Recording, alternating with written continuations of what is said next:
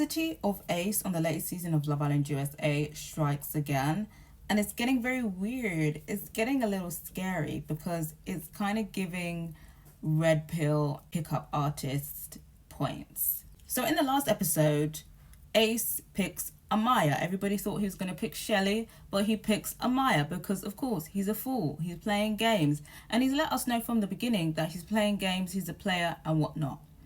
So immediately after he couples with Amaya, he sits her down and he's basically like, oh my God, you are here.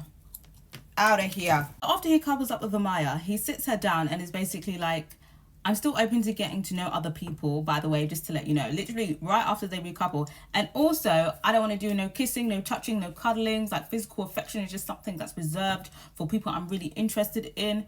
What? This wasn't the energy that he was given when he was pursuing her, but now he's putting up this wall and saying that they can't cuddle in bed and things like that. And for me, I just find it very strange.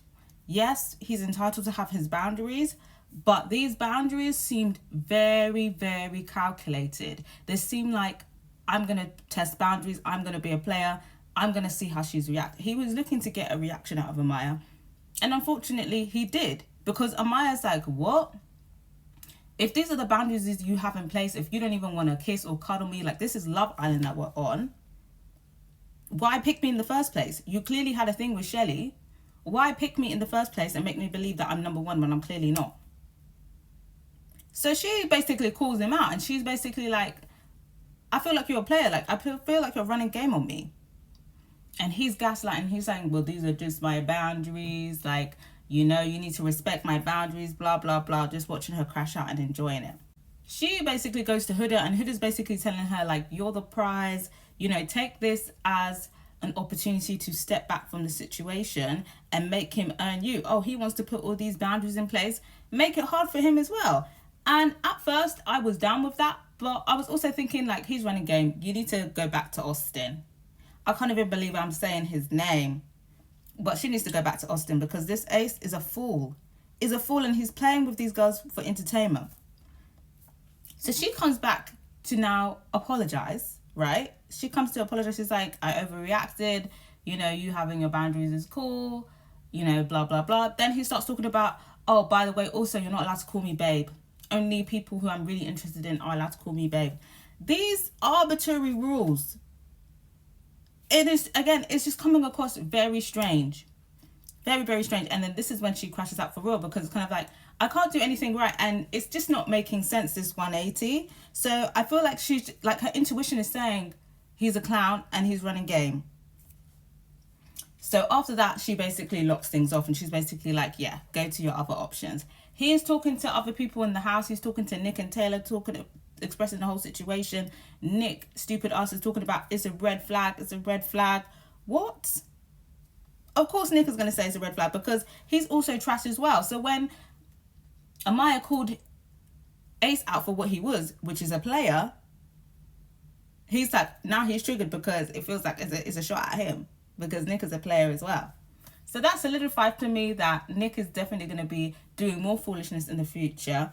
And he's picked Sierra as his victim, as his pushover. Anyway, I'll move more on to that later. So, of course, now Amaya's kicked into the curb. I don't know what his motive was there in that situation, whether he just wanted to play a game for his own entertainment. But now he's going to Shelly. And I feel like now he's going back to Shelly once again. And I feel like Shelly is entertaining it. And I'm just like, why? At this point, I wouldn't even want to be friendly with this guy. Because he's let you know that he's playing with you. He's talking about, yeah, I want to stay a mystery. I'm keeping my cards close to my chest. You got to tick this list before you be with me. Huh? This man's acting like he's the prize. I need an individual vote.